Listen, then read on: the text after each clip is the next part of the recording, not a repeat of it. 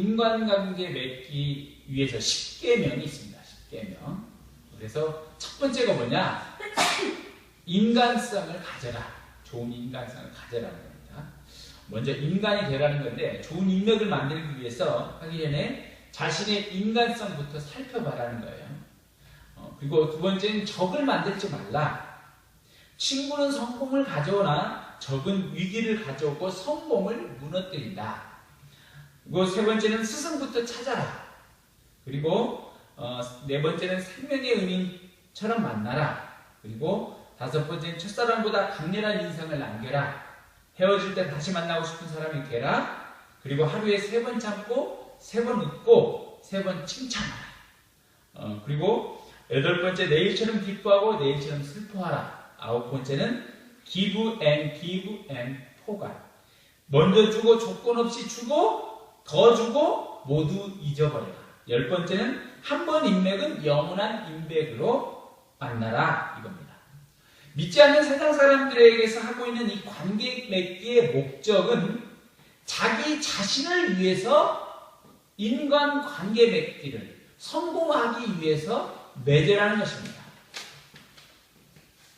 그런데 오늘 읽은 빌립보서 4장 2절에서 5절 말씀의 목적은 인간의 관계 맺기 위한 목적이 뭐냐면 주님을 위해서 하라는 것입니다. 아멘. 주님의 뜻대로 하라는 것입니다. 아멘. 그러면 주체가 틀린 거예요. 성공을 위해서 하는 것이 아닌 주님을 위해서 주님의 뜻대로 하라는 것이에요. 그러면 오늘 믿는 사람과 어떻게, 믿는 크리스찬과 어떻게 지낼 것인가? 첫 번째로는 주 안에서 같은 마음을 품으라는 것입니다. 아멘. 자, 2절 내가 유오디아를 권하고 순두개를 권하노니 주 안에서 같은 마음을 품으라. 여기에서 유오디아와 순두개라는 사람이 있습니다. 자, 빌립보 교회는 빌립보 성에 자주 옷감 장사를 하는 루디아라는 여인을 사도 바울이 빌립보에서 만났어요. 그래서 이 빌립보 성도 루디아를 만나서 세운 교회가 빌립보 교회예요. 그러므로 인해서 빌립보에 있는 루디아 여인이 통해서 그 집에서 처음에 예배드리고 교회가 세워졌기 때문에 여성의 입김이 굉장히 강했을 것입니다. 그래서 여성들을 또한 많이 전도하고, 그래서 유오디아와 순두개라는 여성이 있었는데 또 같이 이제 믿는 성도들과 전도돼서 있었는데 그들이 싸움이 났다는 거예요. 분란이 났다는 거예요. 근데 정확히 무엇인가는 확실하게 성경에서 기록되지 않는 것입니다. 자, 그런데 유오디아와 순두개를 권한다라고 그랬어요. 자, 이들에게 뭐라고 했냐면, 권하는 말이 뭐냐면 주 안에서 같은 마음을 품으라는 겁니다. 그러면 왜 이들에게 너 무슨 잘못했지, 이거 잘못했지, 잘못을 규정하고 너 무슨 잘못했지 징벌하고 책망하지 않았다는 겁니다. 같은 마음을 품으라는 거예요. 우리가 분명히 알아야 할 것은 공동체와 나라와 국가와 사회 속에서는 반드시 죄에 대한 책임과 징벌, 그것에 대한 문책을 해야 합니다. 그리고 그것을 밝혀내야 하는 겁니다. 그래서 반드시 공동체와 전체 사회적인 문제에서는 반드시 꺼내야 할 문제입니다. 왜냐하면 사회가 그렇게 되지 말고 앞으로 그것이 전돼지지 않기 위해서입니다. 그러나 개인과의 문제에서는 성경에서는 분명히 말해요. 그것을 까불리고 정죄하고 심판하는 것이 아닌 뭐라고 했냐면 같은 마음을 품으라는 거예요. 까불리는 것이 아니라 그냥 같은 마음을 품으라는 거예요. 더 이상 밝히지 않는 거예요. 그것을 알아야 합니다. 그래서 개인적으로 맺힌 원하는 개인과의 관계이므로 그냥 서로 품으라는 거예요. 같은 마음을. 그러면 같은 마음을 품으라. 이것은 같은 마음이라는 건 뭐냐면 agree with, same mind. 함께 동의하고 함께 같은 생각을 가지라는 겁니다. 그런데 같은 마음을, 같은 생각을 품는 것, 동의하는 것, 이것이 무엇인가? 사람들이 같은 마음과 같은 생각을 품을 수 있습니다. 그러나 그것은 이익과 어떤 목적을 위해서 같은 마음과 같은 생각을 품을 수도 있을 것이에요. 그렇지 않습니까? 목적을 내기 위해서, 돈을 벌기 위해서, 사업에 성공하기 위해서 같은 목적을 가질 수 있을 것입니다. 그러나 오늘 성경에서 말씀하고 있는 것은 주 안에서 같은 마음을 가지라 했어요. 품으라고 했습니다. 주 안에서 같은 마음을 품는 것, 주 안에서 목적을 위해서 하는 것 같습니까? 사업의 이익을 위해서 내기 위해서 같은 마음을 주 안에서 품는 것 같습니까? 그렇지 않다라는 것입니다. 오직 믿는 사람과 어떻게 지내는가? 주 안에서 같은 마음을 품으라고 말씀하고 있습니다. 빌립보서 2장 5절 7절에 이렇게 말하고 있어요. 너희 안에 이 마음을 품으라 곧 그리스도 예수의 마음이니 그는 등분 하나님의 본체시나 동등됨을 취할 것으로 여기지 아니하시고 오히려 자기를 비어 종의 형체를 가시사 사람들과 같이 되었고 그랬습니다. 오직 우리가 종의 형체를 가지신 그리스도를 본받는 그리스도 예수의 마음을 품으라는 것입니다. 이것이 우리에게 있어야 합니다. 예수 그리스도의 마음을 주 안에서 같이 품을 수 있기를 바랍니다. 아멘. 그래서 특별히 우리가 주 안에서 품는 것, 그것은 뭐냐면 우리가 마음을 갖는 것은 주님과 영적으로 연합될 때만이 주 안에서 같은 마음을 품을 수 있게 되는 거예요. 주 안에서 같은 마음을. 주님이 우리의 모본이 되시고 주님이 우리의 하나가 되면 같은 마음을 품을 수 있습니다.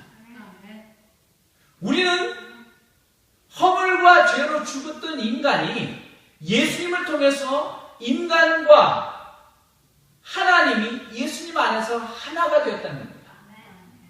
허물의 장벽이 무너지고 그리스도 안에서 막혔던 담이 무너지고 그리스도 안에서 하나가 되게 했다는 겁니다. 유대인과 이방인이 하나가 된 것이 그리스도 안에서 가능했다는 겁니다. 그러므로 우리는 그리스도 예수의 마음을 품을 때야만이 같은 마음을 가질 수 있게 되는 것입니다. 이것은 체하는 것이 아니에요. 에스겔서 28절 7절에 이렇게 말했어요. 네 마음이 하나님의 마음 같은 채 하였으니 체하는 것은 드러나는 거예요. 그냥 있을 때는 잘하고 없을 때는 못하는 거예요. 그러나 분명히 말하는 것은 온전히 마음 가운데 같은 마음을 품어서 영적으로 합한 가운데 같은 마음을 품으라는 겁니다. 그리스도와 연합이 되면 같은 마음, 체할 수 없어요. 그 은혜가 나타나는 것입니다. 그리고 난 다음에 어떻게 하냐면 도우라는 거예요. 도우라. 복음에 함께하는 자들에게 도우라는 것입니다. 왜냐? 그들은 믿는 자들이 주의 생명책에 기록된 자라고 했어요. 그리스도 안에서 함께 형제 자매된 자예요. 영접하는 자 곧 그 이름을 믿는 자들에게는 하나님의 자녀가 되는 권세를 주셨으니 믿는 자는 하나님의 자녀가 되었기 때문에 같은 마음을 품어서 도울 수 있게 된다는 것입니다. 여러분, 같은 마음, 오직 그리스도 예수 안에 있으면 그렇게 되어지는 것입니다. 이 은혜가 있기를 소원합니다. 우리가 같은 마음에 대한 예로 일전에 제가 김제 기업자 교회 조덕산과 이자익에 대한 그 장로 목사 이야기를 한번 들려준 적이 있는데 김제 그 테이트 선교사라는 사람이 김제에 와서 그 지역의 말 주인이고 말을 이렇게 보관하고 있는 마방의 주인이고 또 그 지역의 유지인 조독삼이라는 사람을 만났습니다. 테이트 선교사가 조독삼을 만났는데 그 사람에게 전도를 했어요. 그런데 그 사람이 예수님을 믿었다는 겁니다. 그래서 그 집에서 조독삼이 그러니까 테이트 선교사에게 자기의 사랑채를 내주고 이곳에서 예배를 드리고 같이 함께 하자고 합니다. 그래서 테이트 선교사가 그곳에서 이제 마방 주인이 그리고 지역 유지가 믿고 사랑채를 내주니까 어떻게 했습니까? 정말 지역 유지가 믿으니까 사람들이 신뢰가 가겠죠. 저 사람이 도대체 무엇이길래 선교사한테 예배를 드리는가? 근데 아무도 모르고 그냥 같이 예배를 드리는 거예요. 다 이렇게 예배를 드리니까 또 유지고 또 마방 주인이 오르니까 또 종들도 다 함께 예배를 드리지 않겠습니까? 그래서 숫자가 굉장히 많아졌어요. 숫자가 굉장히 많아졌는데 숫자가 많아지니까 이제 장로를 뽑는 것입니다. 그래서 장로 투표를 선거하는데 그 전에 조독삼의 그 머슴으로 있는 이자익이라는 사람이 있습니다. 그래서 이자익이라는 머슴도 조독삼 주인을 따라서 믿게 되었는데 투표가 됐어요. 투표가 됐는데 조독삼과 이자익이 투표에 올라왔어요. 이자익이 왜 올라오냐면 굉장히 성실해요. 사람이. 성실하고 가르치는 은사도 있어요. 종인데도 불구하고 머슴인데도 그게 좀 있어요.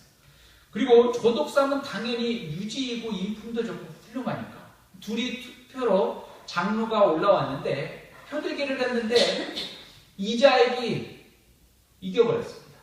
이자익. 머슴이 주인을 표대결로 이긴 거예요. 그러니까 그 기업자 교회 모든 사람들이 깜짝 놀랐어요. 근데 조독삼이 주인이고 지역의 유지이고 모든 사람이 머슴이니까 대부분 사람들이 자기 소장농이기 때문에 조독삼이 이거 안 돼 투표 다시 해.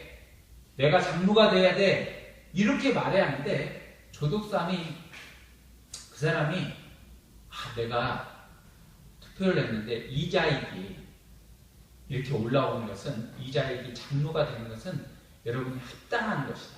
이자익은 당연히 우리 머슴이지만 장로가 될 권한도 있고 합당하다라고 했습니다. 그래서 조독삼이 그것을 결과에 승복을 했어요. 나중에 이자익이 장로가 됐고 그 이자익이 가르치는 은사가 있으니까 신학교를 보내서 목사가 되게 했고 그 교회에 담임 목사님으로 모십니다. 그리고 조독삼은 후에 자기 자신도 장로가 되었어요. 그러면 어떻게 종과 주인이 이런 그 1900년대 도저히 우리가 그 근대 시대에 아직도 머슴이 존재하고 양반이 존재하는 그때 그런 일들이 가능할 수 있었는가? 같은 마음을 품을 수 있었는가? 이것은 예수 그리스도와 연합함으로 예수 그리스도가 주인이 됨으로 그런 놀라운 일을 하게 하시는 줄 믿습니다. 그리스도는 능력과 권세가 있습니다. 그러므로 우리에게 그리스도 예수만 있을 때 그리스도 예수를 통해서 같은 마음, 하나 되는 마음을 품게 되는 줄 믿습니다. 두 번째, 믿는 사람들과 어떻게 지내야 할 것인가? 두 번째는 주 안에서 항상 기뻐하라입니다. 4절을 같이 한번 읽어보도록 하겠습니다. 빌립보서 4장 4절 한 절을 한번 읽었어요. 말씀을 읽을 때 말씀 우리에게 역사한 것입니다. 한 절을 읽을 겁니다. 같이 읽겠습니다. 시작. 주 안에서 항상 기뻐하라. 내가 다시 말하노니 기뻐하라. 아멘.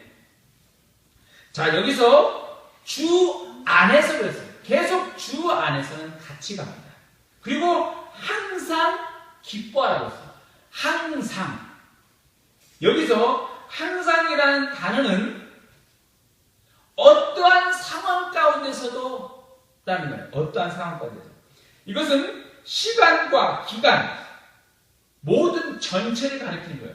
한순간도 예외 없는 모든 시간의 전부, 이것이 항상입니다. 항상입니다. 어떻게 하냐면 항상 기뻐하라는 것입니다. 기뻐하라. 여기서 지금 뭐라고 했습니까? 가능하면 기뻐하세요. 가능하면 그냥 기뻐하면 좋겠지요가 아니에요. 기뻐하라입니다. 명령이라는 겁니다. 우리는 반드시 기뻐하라는 것이에요. 빌립보 서신의 핵심 단어가 뭐냐면 기쁨입니다. 빌립보는 기쁨의 서신이에요. 기쁨. 사도 바울은 기뻐하라고 끊임없이 빌립보에 있어서 말씀하고 있습니다. 그러면 우리가 어떻게 기뻐할 수 있느냐 말입니다. 어떻게? 지금 사도 바울은 로마 감옥에 지금 자기 자신이 갇혀있는 상황입니다. 그리고 빌립보 성도들에게 자기 자신이 기뻐하라고 보내는 거예요. 감옥에 있는 사람이 기뻐하라고. 지금 위로를 받아야 할 사람이 빌립보 성도들에게 기뻐하라고 하는 것이 상식적으로 좀 맞지 않아 보이지 않습니까? 자기 자신은 지금 내적, 외적 환란이 크게 짓누르고 있다는 것입니다. 그럼에도 불구하고 기뻐하라고 말하고 있어요. 왜 그러는가? 그는 그리스도를 생각하는 마음이 압도적이기 때문에 기뻐하라고 말할 수 있는 것입니다. 그러면 그리스도는 무엇입니까? 그리스도는 기쁨의 근원이 되시는 것입니다. 기쁨의 근원. 그리스도를 성경에서는 그리스도를 믿는 자는 내 이름을 부르는 자에게는 그 배에서 생수의 강이 흘러 넘치리라고 했어요. 예수 그리스도를 믿는 자는 생수의 강이 흘러 넘치리라고 했습니다. 그리고 예수 그리스도는 뭐라고 했냐? 나는 목마른 자에게 값없이 주노라고 했어요. 그의 목마름의 갈증을 채워준다고 했습니다. 기쁨의 근원, 슬픔을 사라지게 하는 것입니다. 우리가 주님이 계시는 천국에 그날에 가면 어떻게 말하고 있습니까? 요한계시록에 모든 눈물을 닦아주시며 다시는 사망이나 애통이 더 이상 있지 않다라고 했습니다. 기쁨의 근원이 되신 그리스도가 있으면 그리스도가 우리를 사로잡아 버리기 때문에 세상의 내적 외적인 환란이 우리에게 준 어떤 압박하는 그것들이 우리를 짓누를 수 없다라는 것입니다. 그리스도가 우리를 붙들어 버리면 우리를 더 이상 다른 것에 흔들리지 않게 된다는 것입니다. 이것을 믿을 수 있기를 바랍니다. 우리는 살아계신 하나님의 성전입니다. 예수 그리스도를 믿으면 그리스도가 우리 안에 계시고 내 주 안에 계신 겁니다. 그러므로 우리가 가지고 있는 것에 우리가 물질이 어떤 것 가지고 있는 것이 내가 아직 집의 평수가 아직 그리고 내 자녀들이 그리고 내 사업이 아직도 뭔가 나타나지 않은 그것 때문에 좌절하고 절망하는 그것이 아닌 내 안에 있는 그리스도 한 분 때문에 기뻐하라고 말씀하고 있는 것입니다. 하박국 선지자는 이 고백을 했어요. 하박국 3장 17, 18절에 비록 무화과 나무가 무성하지 못하며 포도나무에 열매가 없으며 감람나무에 소출이 없으며 밭에 먹을 것이 없으며 우리의 양이 없으며 외양간에 소가 없을지라도 나는 여호와로 말미암아 즐거워하며 나의 구원의 하나님으로 말미암아 기뻐하리로다. 우리의 가지고 있는 것이 문제가 아닙니다. 더 가지고 있는 것이 기쁨인 줄 아십니까? 때론 그 가지고 있는 것이 우리를 절망과 좌절, 고통이 되게 하는 것도 있다라는 것입니다. 우리가 지금 저번 주에 한 학교가 나왔는데 굉장히 특수학교가 있는데 굉장히 그 부모가 굉장히 뛰어나서 특수학교를 세워서 정말로 사랑하는 자녀들 그리고 많은 어려움을 겪는 사람들에게 특수학교를 세워서 그곳에 학생들을 가르치고 보육하고자 하기 위해서 세웠어요. 근데 그때까지 잘 됐는데 그 분이 죽고 부모가 죽고 자녀들한테 물려줬어요. 그래서 자녀가 큰아들에게는 이사장 자리를, 그리고 누나에게는 교장 자리를, 그리고 나머지 형제들에게는 그 학교의 지분을 나눠줬어요. 그런데 어떻게 하냐? 지금 싸움이 나고 난리가 났습니다. 이사장이 비리가 나서 돈을 수억을 그냥 자기가 횡령해버렸어요. 그러니까 형제들이 싸움이 붙어버렸어요. 그래서 싸움이 붙으니까 형이고 누나고 동생이고 없는 거예요. 그 집안은 풍비박산 나는 거예요. 여러분, 우리가 가지고 있는 것이 많이 가지고 있다 해서 우리를 기쁘고 행복하게 하는 것이 아니라 그리스도가 이 세상의 주관자이며 모든 세상에 주관하시고 하나님의 주권을 가지신 분이 그리스도라는 것을 믿을 때 이 세상의 근원이 하나님의 뜻대로 이루어지겠다는 그 소망을 가진다면 우리는 기뻐하게 되는 줄 믿습니다. 현 상황, 우리가 가지고 있는 것이, 우리가 매여 있는 그것이 우리를 힘들게 하는 것이 아닌 주님의 놀라운 하나님의 경륜과 뜻을 바라보므로 놀라운 하나님의 뜻이 이루어지기를 소망하기 때문에 기뻐할 수 있는 것입니다. 그러므로 오직 주 안에서 항상 기뻐하는 자가 될 수 있기를 소원합니다. 세 번째, 믿는 사람도 어떻게 지낼 것인가. 세 번째는 주 안에서 순종하라입니다. 5절을 같이 한번 읽겠습니다. 5절 시작. 너희 관용을 모든 사람에게 알게 하라. 주께서 가까우시니라. 아멘. 자, 여기서 관용이라는 것은 우위성을 내세우지 않고 부드러움과 인내와 넓은 마음으로 품는 것이 관용입니다. 관용. 그리스도에 대해서 기본적인 아량은 관용이에요. 그러면 왜 관용하라 그런 거냐면 너희는 허물과 죄로 죽었던 인간이라는 겁니다. 우리가 허물과 죄로 죽었던 자, 하나님의 품을 떠나고 하나님의 말씀을 떠나고 하나님을 믿지 않고 하나님께 돌아가지 않은 많은 사람들은 죄입니다. 그 죄에 대한 대가는 사망이고 이미 우리는 허물과 죄로 죽었던 자, 이미 죽은 자라는 거예요. 믿지 않은 자들.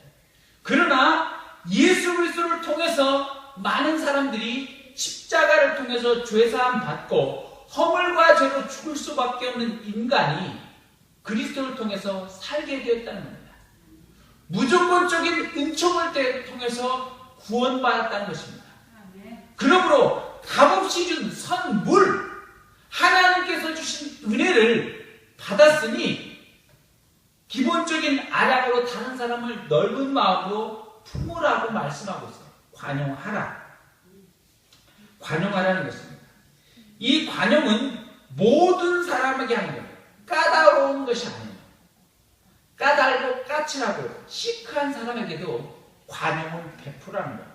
나의 마음에 맞는 사람에게 관용을 베풀라, 이것이 아니라 모든 사람에게 관용을 알게 하라고 합니다. 모든 사람에게 베풀라라는 뜻이에요. 지금 인스턴트 시대에 많은 사람들이 조금이라도 빠른 것을 원합니다. LTE. 요즘에 핸드폰에 여러분 동영상 시시각각으로 볼 수 있습니다. 그리고 웬만한 거 다운받아서 바로 할 수 있어요. 그래서 우리가 요즘에 어떤 걸 다운받는데 지금 1분, 2분 걸리는데 나중에는 핸드폰에서도 1초나 2초면 다운받을 수 있도록 그렇게 한답니다. LTE. 굉장히 빠른 시대예요. 그런 인스턴트 시대에 기다리고 넓은 마음으로 품으라, 오래 참음으로 관용하라는 겁니다. 이것이 말이 됩니까? 안 되죠. 그렇지 않습니까? 우리는 대한민국에서 제일 발달한 게 뭐냐? 휴게소입니다. 휴게소. 여러분 휴게소 가면 5분 이내에 음식이 나옵니다. 그래서 5분 이내에 음식이 나오고 주문하자마자 바로 먹고 5분 내로 먹고 7분 내로 먹고 커피도 한잔하고 고속버스를 딱 타면 15분이 딱 맞아요. 우리 한국의 시스템이 최고입니다. 다른 나라는 뭐 그런 거 없어요. 여러분 도너츠나 그런 것들은 그리고 빵들은 그냥 꾸면 되지만 요리하는 것은 바로 되지 않습니다. 그러나 우리나라는 얼마나 빠른 시스템이 성격이 워낙 급하니까 그러나 오늘 사람들에게 있어서 오래 참음으로 관용하라는 거예요. 이것이 될 수 있겠느냐 이겁니다. 될 수 있겠느냐. 왜 그렇게 하라냐? 이것은 재림의 날 주께서 가까우시라는 겁니다. 자, 관용이라는 것은 넓게 품으라는 건데 그러면 저들을 어떻게 해야 합니까? 라는 질문이 나올 텐데 마지막 날 주님이 오시면 무엇을 하십니까? 심판을 하신다는 걸 알아야 할 것입니다. 믿는 자에게는 생명의 부활로 믿지 않는다는 심판의 부활로 나오리라. 주님의 재림은 심판이 있다는 것을 알아야 할 것입니다. 주님의 재림 때 생명이 있다고 사람들은 주님의 재림에 생명이 있다고 하지만 분명한 사실은 믿지 않는 자에게 심판이 있다는 거예요. 또한 모든 사람에게 그 사람의 행위대로 심판하신다는 겁니다. 그러므로 심판은 주께 맡기고 우리는 관용하라고 말씀하고 있습니다. 관용하라. 충성된 자에게 상 주시고 행악자에게는 벌을 주신다라는 그 뜻을 말씀하고 있습니다. 그러면 관용하라 이렇게 말씀하고 있는데 앞에서도 말하는 같은 마음을 품고 또 기뻐하고 관용하고 참 이것이 내 뜻대로 내가 결단한다고 해서 되어지느냐 이것입니다. 중요한 것은 내가 결단해서 된다고 하는 것이 아니라는 겁니다. 오늘 본문에서 중요하게 언급된 키워드는 주 안에서라는 것입니다. 주 안에서. 주 안에서 같은 마음을 품고 주 안에서 항상 기뻐하고 주 안에서 관용을 베풀라는 겁니다. 주 안에 서라는 겁니다. 그렇기 때문에 우리는 내 능력으로 아닌 주님 밖에서 내 뜻대로 내 생각대로 하면 되지 않고 넘어질 수밖에 없다는 겁니다. 그러나 주님이 우리 안에 계시고 내가 주 안에 계시면 내가 주 안에 있으면 그렇게 할 수 있다는 것입니다. 내가 주 안에 순종할 때 내 자신을 쳐 주님 앞에 복종시킬 때만이 주께서 우리를 순종하게 하시고 우리를 복종케 하셔서 그것들을 행할 수 있게 하신다라고 말씀하고 있습니다. 오직 우리가 주님 안에 순종하게 될 때만이 복종하게 될 때만이 가능한 것입니다. 내 의지로 하는 것이 아닌 주의 말씀에 복종하고 순종할 때 되어지는 것입니다. 여러분 그래서 뭐라고 했냐면 사도 바울은 나는 날마다 죽노라. 나는 날마다 죽노라 이렇게 말했어요.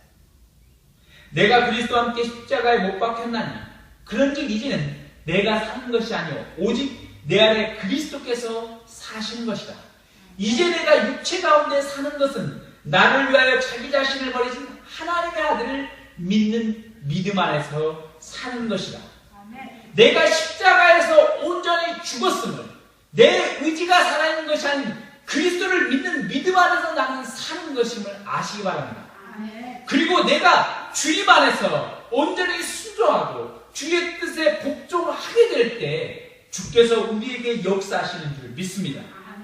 믿음은 받아들임, 행위의 결단이 아닌 행위에 대한 순종입니다. 믿음에 대한 순종. 그때 행위가 따라오게 되는 것인 줄 확신하시기 바랍니다. 히브리서 12장 2절 믿음의 주여 온전케 하시는 이인 예수를 바라보자.